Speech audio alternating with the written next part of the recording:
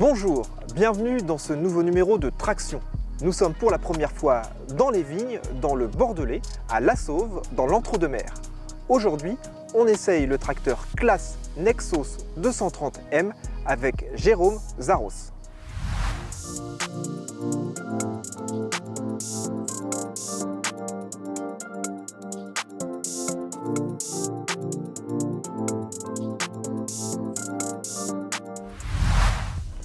Bonjour Jérôme. Bonjour Vincent. Merci de nous accueillir.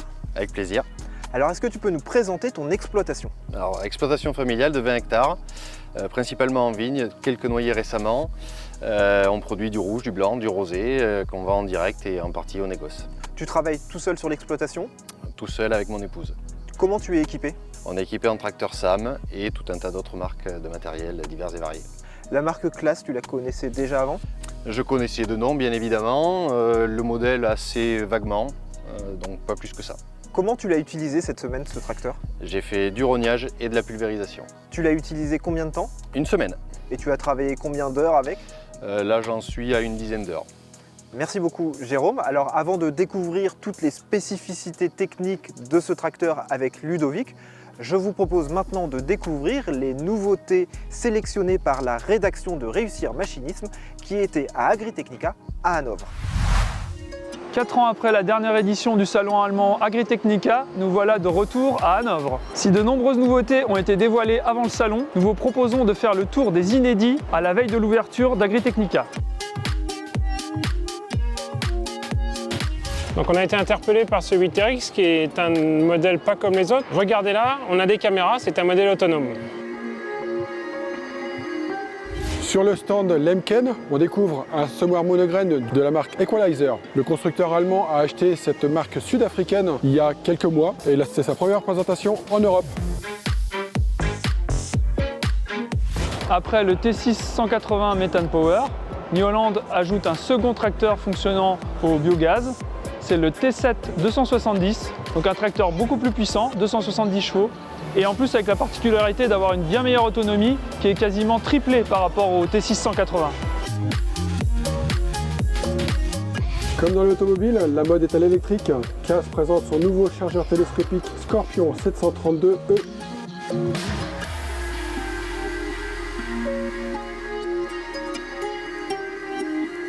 Après Claas, voici Merlot qui présente un concept de télescopique électrique de forte capacité. C'est un 43.7. Nous sommes devant le scalper rotatif de la marque allemande Fordisk.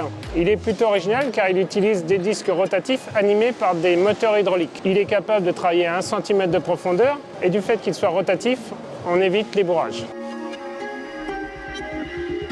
Pour la collection automne-hiver 2023, le blanc est devenu une couleur à la mode chez les constructeurs français, aussi bien chez Sky que chez Agrisam.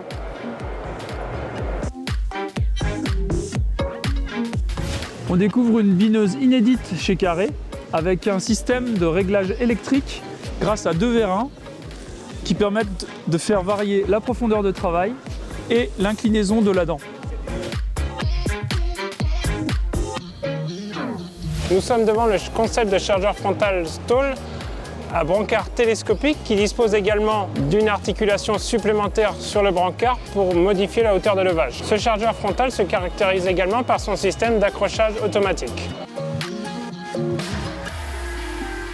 Avec son semoir Solus, Horsch travaille sur la précision d'implantation des céréales. C'est un semoir monograine avec un écartement de 22 cm et demi.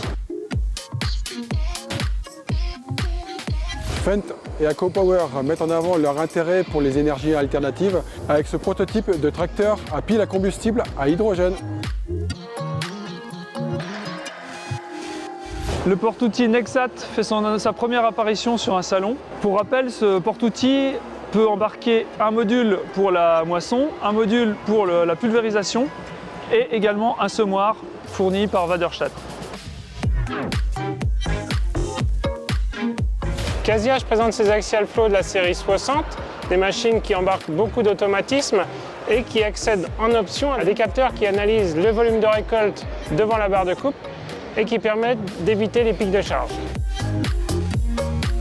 On finit ce tour des inédits d'Agritechnica avec un robot Made in France c'est le robot de chez Naio, le robot Orio, qui dans cette configuration embarque un épandeur d'engrais pneumatique fourni par Rao, qui est le fournisseur des épandeurs d'engrais Kuhn. Ludo, Claas a changé ses appellations. Le Nexos s'appelle désormais le 230M. Pourquoi le M? Qu'est-ce que ça veut dire? Alors M, la lettre qui est derrière le chiffre, c'est juste une histoire de gabarit. En fait, la nouvelle génération a été présentée il y a 2 ans à l'occasion du CITEVI. Cette nouvelle génération se décline en 6 gabarits. Les S pour les vignes étroites à partir de 1 mètre, les M comme ce tracteur pour les vignes intermédiaires à partir de 1,25 m de large, les L à partir de 1,45 m, les XL 1,55 m et ensuite on a 2 modèles de tracteurs surbaissés, les LD et les MD, les MD étant un peu plus étroits que les LD. Et donc le 230, ça correspond à quelle puissance? Alors 230, ça correspond à 92 chevaux. Il y a le 210 qui est resté à 75 chevaux, le 220 qui fait 83 chevaux, le 230 qui fait 92 chevaux, le 240 qui fait 105 chevaux et il y a un nouveau modèle qui s'appelle le 260, donc depuis 2 ans, et qui lui fait 120 chevaux. Quelles sont les évolutions, Ludo, de ce tracteur par rapport aux précédentes générations? Alors les principales évolutions concernent la motorisation. Donc à partir de 83 chevaux, on est sur un moteur norme stage 5 avec désormais de l'AD Blue. Et l'autre évolution concerne la cabine où désormais on a une visibilité qui est améliorée du fait que la position soit plus haute avec un plancher plat, donc plus agréable, plus d'espace pour l'opérateur. De quelles options dispose le tracteur qui a été essayé cette semaine? Alors notamment dans les options, on a le pont avant suspendu et aussi le réglage hydraulique des stabilisateurs et de la chandelle. Merci Ludo. Avant de découvrir les points forts et les points faibles de ce tracteur avec Jérôme, qu'il a eu en main toute la semaine, on va maintenant regarder un décryptage de Sydney, la ferme à de la gueule, consacrée au prix des vignes et du foncier. Bon David, je t'échange 15 hectares de vignes en muscadet, 10 en Beaujolais, et moi, je te prends juste 4 hectares en Champagne. Ça te va? T'es sûr? Je vais pas t'arnaquer? Non, non, t'inquiète, moi ça me fait plaisir. Hein. Ok, Bon bah, marché conclu? ça marche, merci. Bah, y a pas de quoi. Si vous êtes un peu mieux renseigné que mon collègue, vous savez que toutes les terres en vigne ne se valent pas. Il est possible d'en acquérir pour moins de 10 000 € dans certaines régions, là où ailleurs, on se les arrache pour plusieurs millions. Mais alors qu'est-ce qui justifie un si grand écart? On en parle tout de suite. Le prix des vignes s'explique en partie par la valeur des produits finis. Par exemple, en Champagne, il faut compter pas moins de 800 000 € de l'hectare. Alors que dans l'Aude, département où l'on produit des vins bon marché, les vignes sont accessibles dès 10 000 €. Mais au sein d'un même département, il existe de grandes disparités. Prenons la Gironde. S'il est possible de trouver des vignes pour quelques dizaines de milliers d'euros, certaines appellations prestigieuses font grimper la facture à plusieurs millions d'euros l'hectare. À quelques kilomètres près, ça change tout. Enfin, ces prix ne sont pas figés et répondent à l'offre et à la demande. Ainsi, dans le Var, la hausse de popularité des rosés de Provence a presque multiplié par 2 la valeur des vignes sur la zone littorale en seulement 7 ans. Au-delà de ces critères géographiques et économiques, le prix des vignes peut varier localement selon plusieurs facteurs. Le terroir, les cépages cultivés ou encore la rareté des terres. Bref, il y a de nombreux paramètres à prendre en compte lorsque l'on achète des vignes qui ne se résument pas qu'à l'appellation. J'espère en tout cas que vous y voyez désormais plus clair. Ciao! Jérôme, tu as utilisé ce tracteur pendant une dizaine d'heures, alors quels sont les points positifs que tu retiens? Je crois déjà que tu as bien aimé la cabine. Effectivement, j'ai trouvé la cabine très spacieuse, assez agréable en termes d'habitabilité. J'ai aussi beaucoup aimé le support de boîtier et le fait de pouvoir accéder depuis la cabine au sélecteur de prise de force. Au niveau de la visibilité, c'était agréable, le pot d'échappement, il ne gêne pas? Le pot d'échappement est totalement invisible et on a globalement une visibilité assez bonne. Le deuxième point positif pour toi, c'était l'accessibilité facile aux organes d'entretien. Effectivement, le radiateur s'escamote, ce qui permet de le nettoyer assez facilement. On a aussi un très bon accès aux différents filtres et au réservoir. Et au niveau de la batterie? La batterie s'escamote aussi et est remplaçable a priori en 5 minutes. Pour faire le plein d'AD Blue, il faudra juste... Il faudra basculer le capot pour avoir accès au réservoir d'AD Blue. Mais c'est pas rédhibitoire, ça se fait bien. C'est une fois tous les 3 pleins de gasoil, donc ça reste accessible. Et du côté des points négatifs, tu regrettes l'ergonomie générale de la cabine? Effectivement, l'ergonomie est peut-être légèrement à revoir avec des positionnements de certains boutons qui sont peut-être pas optimisés, des rangements un peu trop à l'arrière, c'est perfectible. Il faut avoir le bras long pour passer la 5e? Effectivement, la 5e est un peu loin pour mes petits bras. Oui. Et puis le relevage aussi, peut-être un peu avec un temps de latence quand tu l'actionnes? Effectivement, à la descente, il y a un temps de latence, il faut anticiper. Autre point qui t'a pas mal dérangé, c'était le rayon de braquage. Effectivement, malgré la monte de pneus étroite qui est en 7,50, on a besoin de beaucoup de place pour entrer dans les rangs. Tu l'as mesuré le rayon de braquage? 7,40 m sur cette monte de pneus. Et alors, le troisième et dernier point d'amélioration, c'est la régulation moteur. Effectivement, malgré la puissance du moteur, j'ai pu constater une perte de tours minute à la prise de force en montée qu'il récupère uniquement en descente. Merci Jérôme. Avant d'aller faire le bilan de cet essai avec Ludo qui a aussi son avis, on va maintenant découvrir un comparatif de releveuse palisseuse.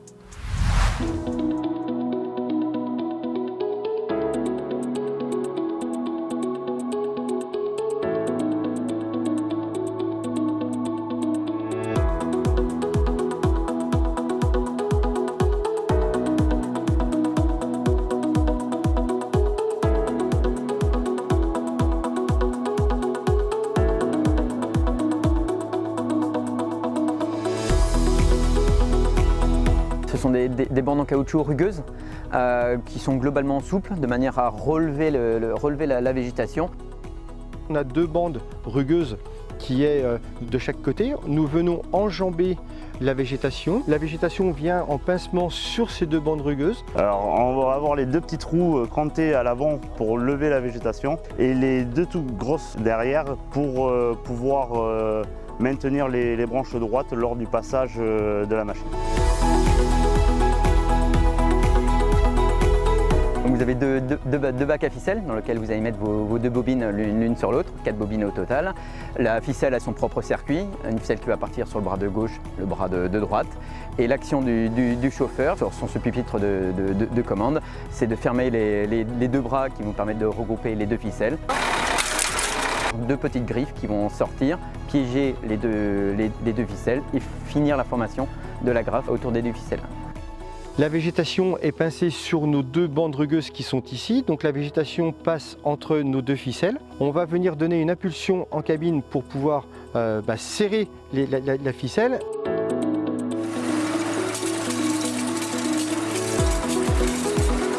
C'est la seule machine qui reprend les fils déjà installés sur le palissage. Les fils vont venir avec les grosses toupies noires tourner sens inverse d'une aiguille de montre et qui va entraîner notre fil à l'intérieur de la machine pour avoir des fils parallèles au niveau de l'agrafage. Nous avons la graffeuse qui est sur un système d'effacement à gaz.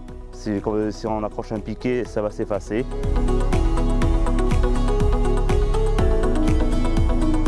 En fin de rang, il va se présenter avec une pince à étau qui va lui permettre de pincer les deux ficelles. Une fois que les deux ficelles sont pincées, il va couper sa ficelle, faire son nœud côté machine pour le prochain piquet amarre entrant. Et après, côté pince, il fait son nœud et il pense à retirer la pince une fois qu'il repart.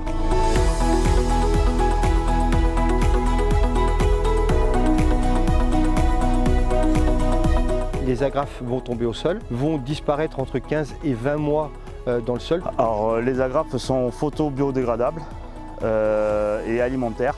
Il faut une durée à peu près de 8 à 9 mois pour se désagréger.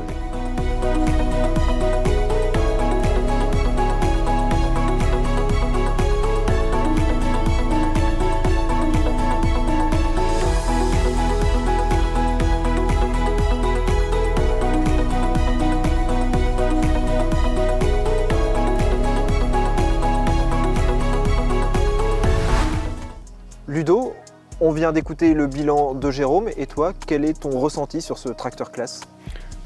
Clairement, on sent que Claas a mis l'accent sur l'opérateur avec un habitacle qui est plus grand, notamment sur cette gamme M, une position de cabine plus haute pour avoir une meilleure visibilité, un capot qui est plus plongeant peut-être que la précédente génération et plus d'habitabilité. On note néanmoins quelques petits points perfectibles, on pense par exemple au passe-câble dans la cabine. Oui, dans les points perfectibles, pour moi, il y a l'ergonomie qui pourrait être encore peaufinée. Et puis effectivement, ce passe-câble dont la mousse est trop rigide pour vraiment assurer une étanchéité pleine de la cabine. Merci Ludo de nous avoir proposé cet essai. On se quitte maintenant avec notre traditionnel zapping des réseaux sociaux. Si vous avez des suggestions, des idées pour enrichir notre zapping, mais aussi cette émission, n'hésitez pas à nous faire des commentaires et on se dit à très bientôt pour un nouveau numéro de Traction.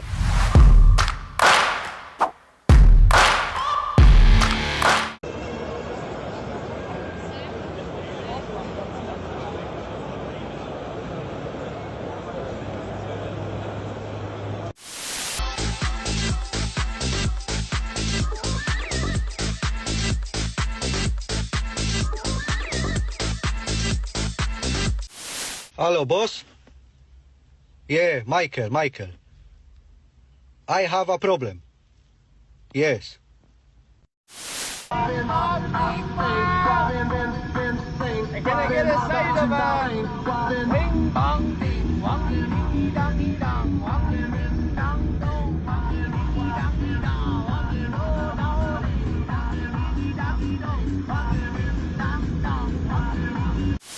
Pauvre, quand le bar ouvre. Le bar est ouvert, hein, pour information, le bar est ouvert.